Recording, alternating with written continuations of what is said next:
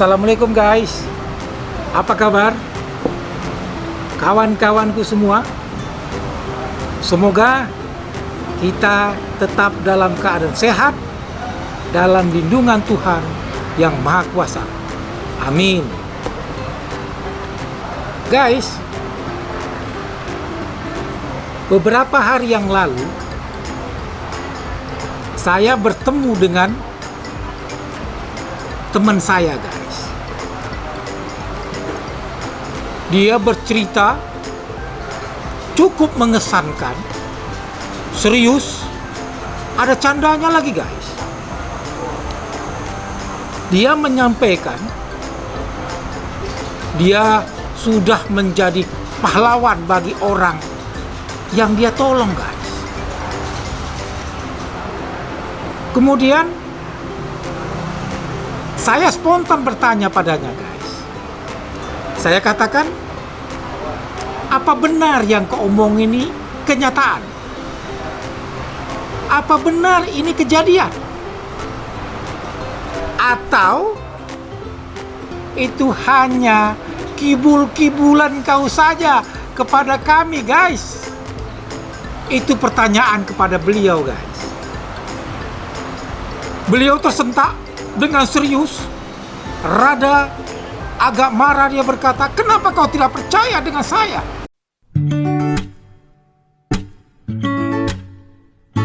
Guys, sebelum kita lanjutkan bicara, kita minum dulu jeruk hangat.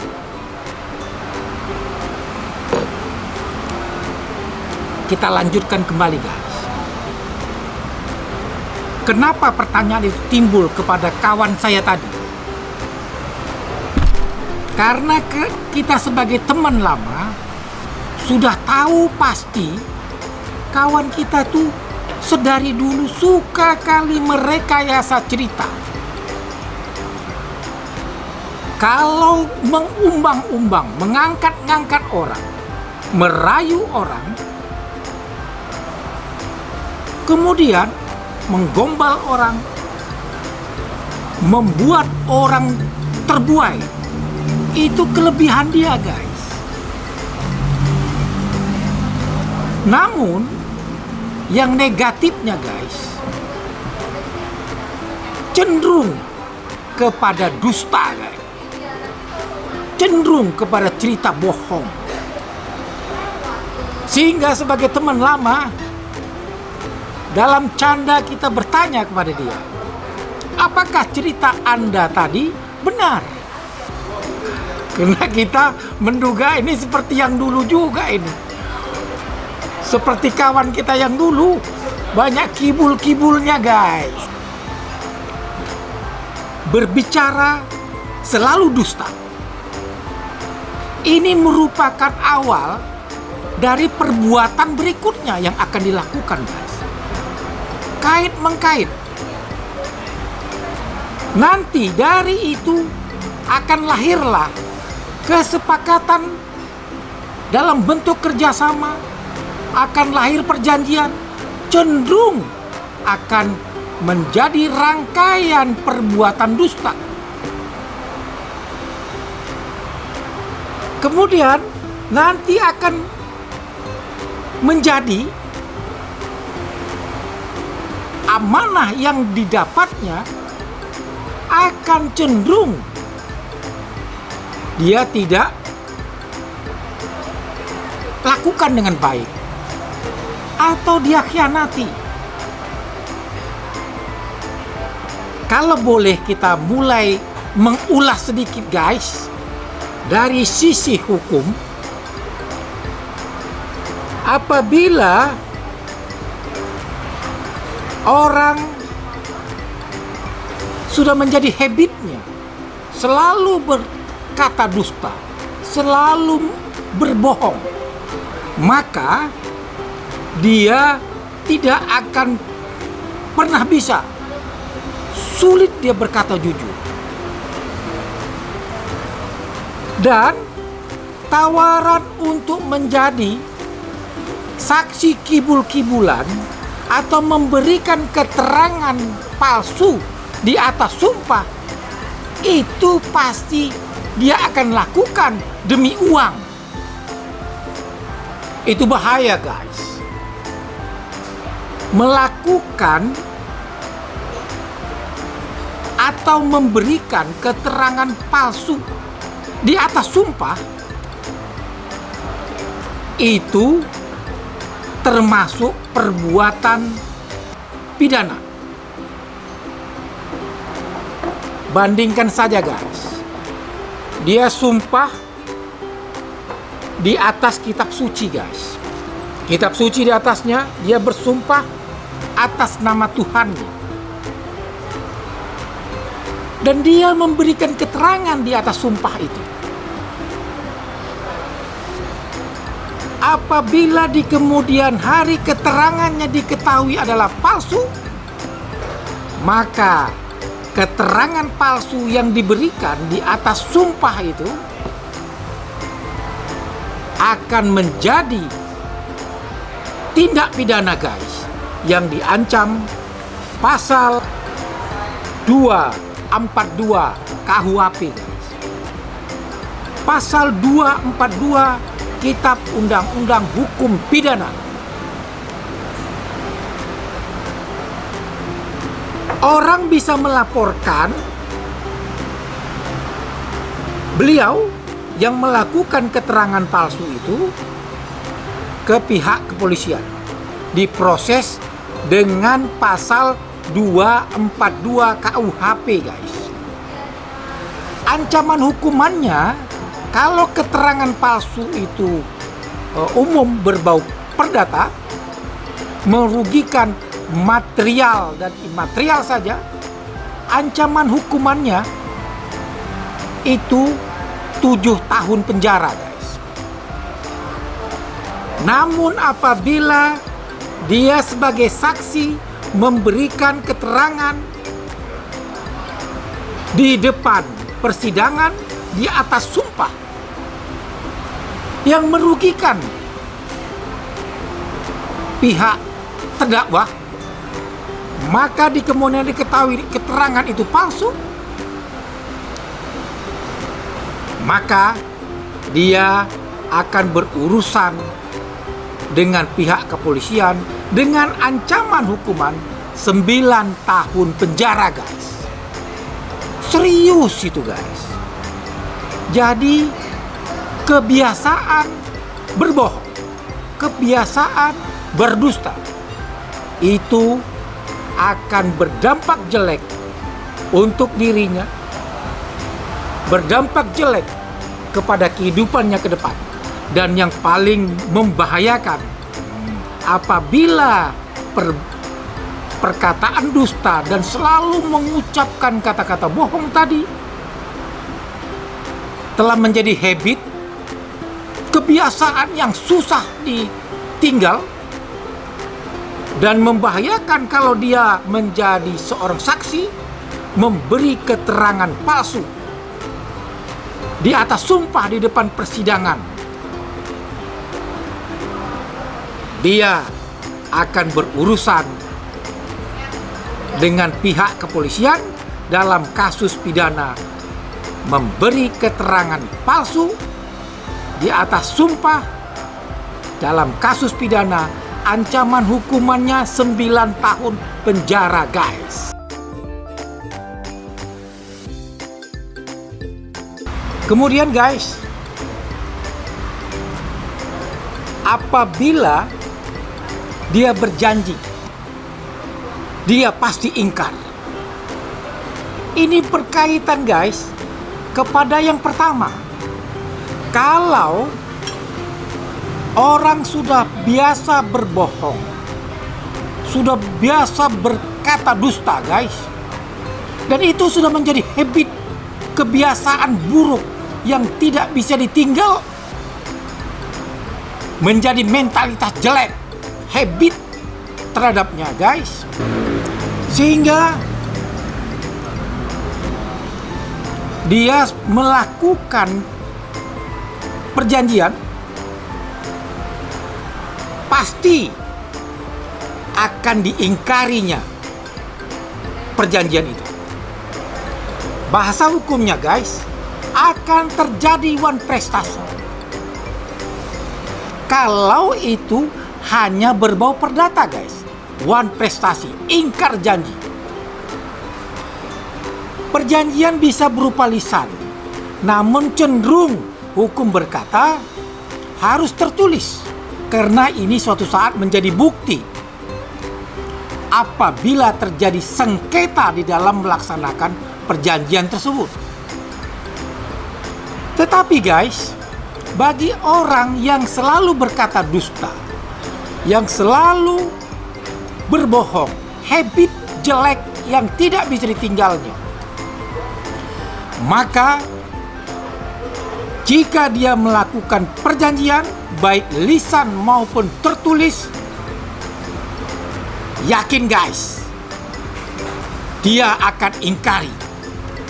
Dia tidak peduli dengan segala macam tulisan, segala macam aturan di dalam perjanjian.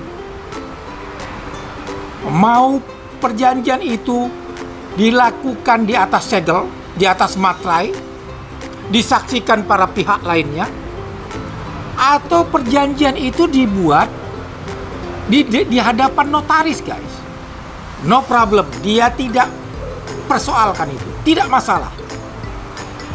Kecenderungan untuk melakukan ingkar janji itu sangat tinggi sekali guys, karena memang habit, kebiasaan jelek untuk selalu berdusta dan berbohong itu sudah melekat menjadi mentalitas dirinya.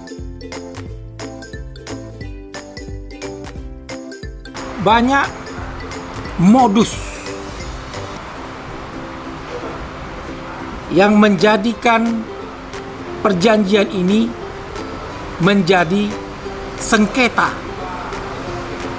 Bahkan bukan hanya sengketa perdata guys, malahan perjanjian ini menjadi modus munculnya perbuatan tindak pidana guys.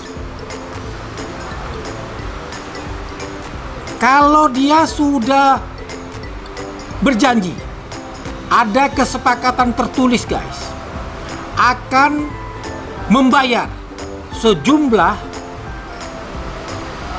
yang disepakati kepada pihak orang lain sebagai prestasi yang harus dilakukannya, namun dia ingkari guys, itu namanya Wan prestasi.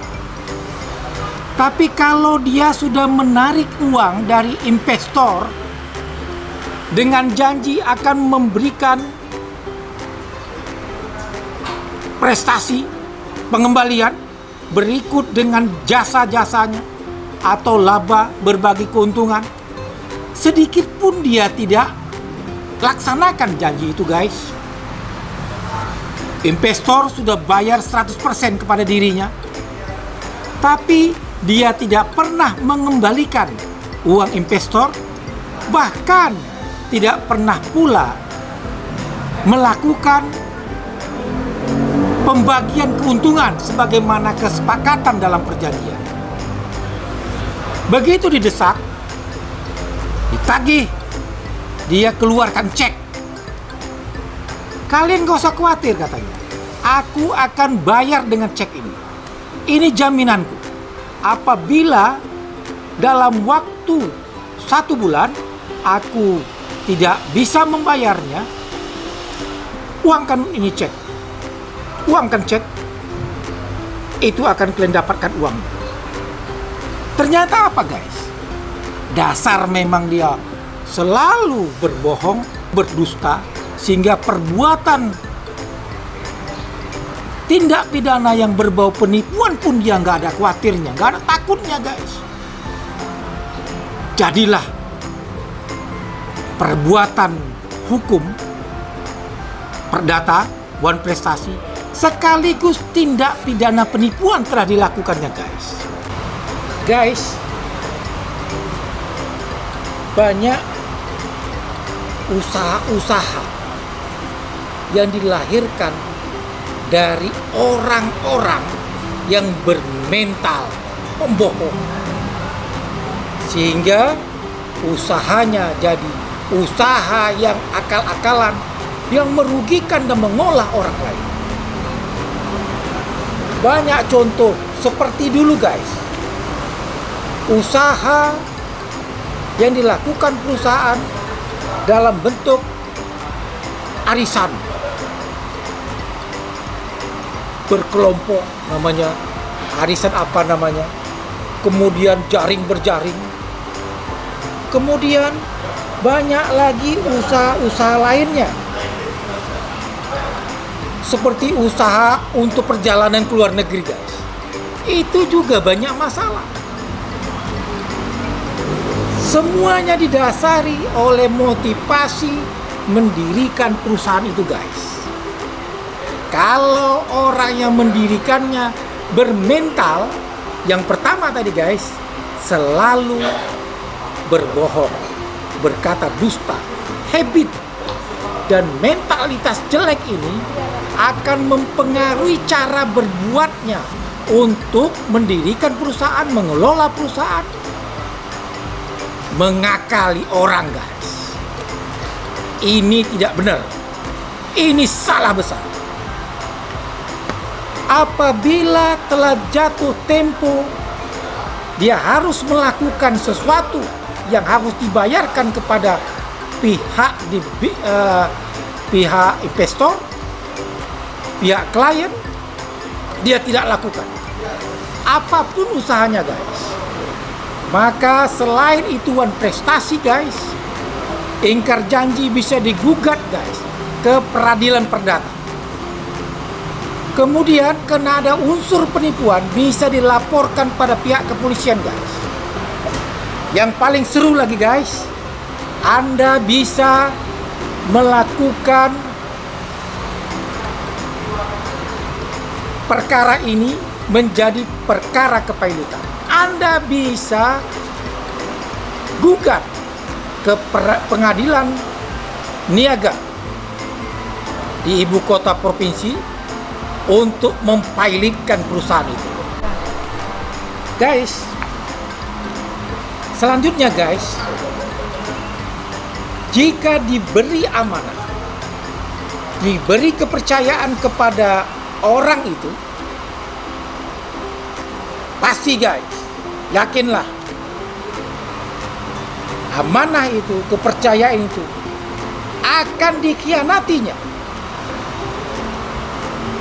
Jadi ketiga ini menjadi satu kesatuan guys. Dia mulai membiasakan diri menjadi habit jelek, berkata bohong, dusta melulu. Kemudian dia lakukan kerjasama dalam bentuk perjanjian apapun namanya. Itu selalu perjanjian itu diingkarinya. Berpuncak kepada yang ketiga guys. Bila diberi amanah, kepercayaan, yakinlah dia akan khianati guys. Orang seperti ini tidak peduli dia disumpah apapun.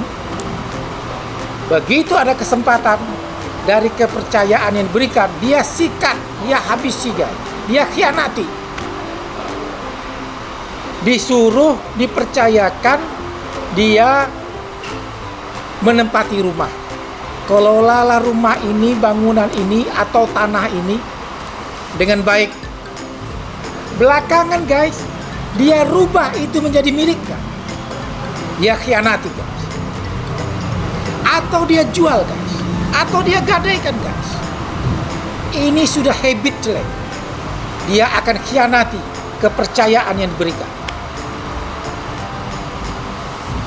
Banyak hal-hal lain yang menjadi permasalahan hukum, bukan kepunyaan dia.